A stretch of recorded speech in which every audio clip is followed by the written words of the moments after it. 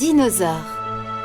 Un gros œuf est tombé du ciel sur l'île des Lémuriens, qui sont de sympathiques créatures poilues. Les Lémuriens ont trouvé l'œuf qui est sur le point d'éclore. Certains d'entre eux, Plio par exemple, veulent l'adopter et d'autres sont inquiets de ce qui pourrait se passer. « Les choses comme ça mangent les choses comme nous au petit-déj », dit Yar, le père de Plio. Mais le bébé dinosaure qui en sort est vraiment mignon et il l'appelle Aladar. C'est un iguanodon et quand il sera adulte, il sera immense. Les jours passent et l'étrange famille coule des jours heureux. Heureux jusqu'au jour où le ciel se met à briller d'une lumière encore jamais vue.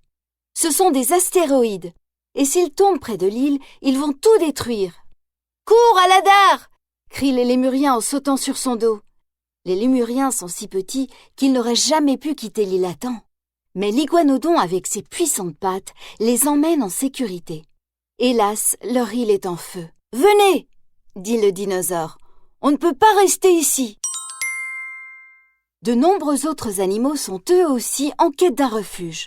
Voilà comment Aladar et les Lémuriens rencontrent Béline, un brachiosaure au long cou, Ima, un styracosaure avec une collerette hérissée de cornes, et Earl, un petit ankylosaure.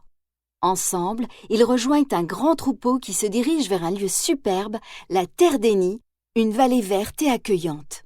Ils marchent depuis des jours et la troupe est épuisée. Mais leur chef, Kron, ne veut rien savoir. Il ne veut pas s'arrêter.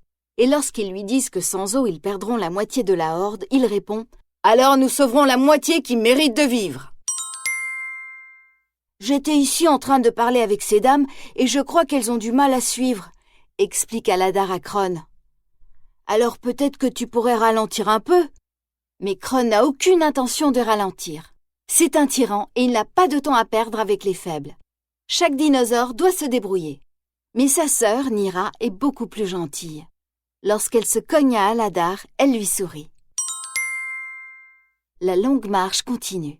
Le troupeau doit traverser un désert pour atteindre un lac où chacun pourra se désaltérer. Mais lorsqu'ils y arrivent, ils découvrent que le lac est asséché. Kron n'a pas l'air de s'en soucier et ordonne à tout le monde de repartir.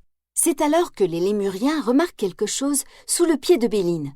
S'ils appuient fort sur le sol, de l'eau apparaît. Kron revient et il est le premier à boire, éloignant ceux qui s'approchent trop près du puits.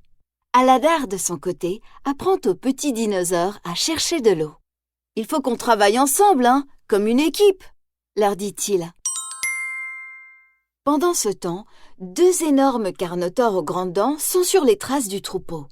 Ils représentent un véritable danger et Kron ordonne aux dinosaures de repartir sans se reposer. « Mais ceux qui sont à l'arrière, ils vont se faire massacrer !» proteste Aladar. Kron s'en fiche.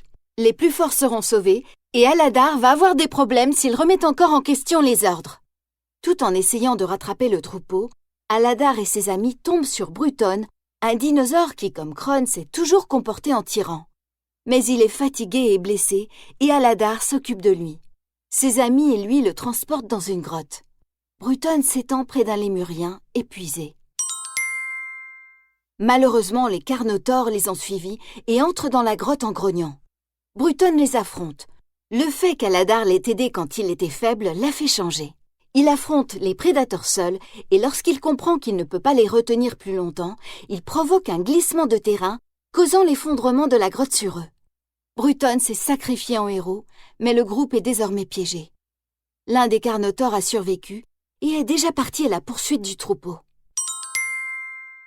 Pendant ce temps, le reste du troupeau continue sa marche et, comme prévu, tout le monde ne parvient pas à suivre. Nira suit l'exemple d'Aladar et lorsqu'un jeune dinosaure s'effondre, épuisé, elle l'aide à se relever. Elle a compris que personne ne devait être laissé pour compte. Mais que se passe-t-il dans la grotte? Les animaux ne parviennent pas à trouver une issue, mais les Lémuriens ont senti quelque chose d'étrange. Cela vient d'une ouverture dans les rochers. En poussant les rochers de toute leur force, Aladar et ses amis réussissent à se libérer. Quelle merveille! Une magnifique vallée verte apparaît sous leurs yeux. « La terre des nids !» dit Ima, émue. Ils peuvent désormais boire et manger comme ils veulent. Et le troupeau? Le sourire d'Ima s'efface. Les autres n'arriveront jamais jusqu'ici. La route principale menant à ce superbe lieu a été bloquée par un glissement de terrain et Kron ne connaît pas le chemin par la grotte. Ils ne parviendront jamais à le franchir, s'exclame Aladar, et sans hésiter, il part chercher les autres animaux avant que le Carnotaure ne les rattrape. Le Carnotaure est juste derrière le troupeau et Kron ordonne à tout le monde d'essayer d'escalader les obstacles sur la route. « Arrêtez! Il y a un passage plus sûr! Je sais comment y aller !» crie Aladar.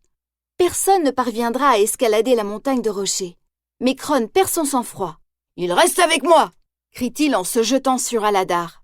Nyra est bien décidée à défendre son amie de l'attaque de son frère. Elle part avec Aladar et le troupeau les suit en silence.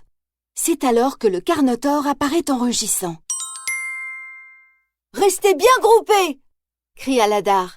Kron s'enfuit en escaladant les rochers, tandis que le reste du troupeau suit l'exemple d'Aladar, qui campe devant le Carnotaure et grogne sans relâche. En formant une équipe, les dinosaures ont l'air plus effrayants et le Carnotaure n'ose pas s'approcher. Puis il voit Kron sur les rochers et l'attaque. Kron est sur le point d'être battu quand Aladar accourt. Il affronte le Carnotaure et le pousse vers un précipice. C'est la fin du prédateur. Mais il n'y a plus d'espoir pour Kron. Sa blessure est trop grave. Tout ce qu'Aladar peut faire, c'est réconforter Nyra, qui pleure son frère mort. Aladar est devenu le nouveau chef du troupeau. Tout le monde arrive à la terre des nids. Après tant de difficultés, des années de paix et de joie attendent les amis. Ils savent que rien ne peut leur arriver s'ils restent ensemble, tout en défendant les membres les plus jeunes et les plus faibles. Ils sont prêts à accueillir chaleureusement les nouveau-nés, dont le fils d'Aladar et de Nyra. Quel bonheur!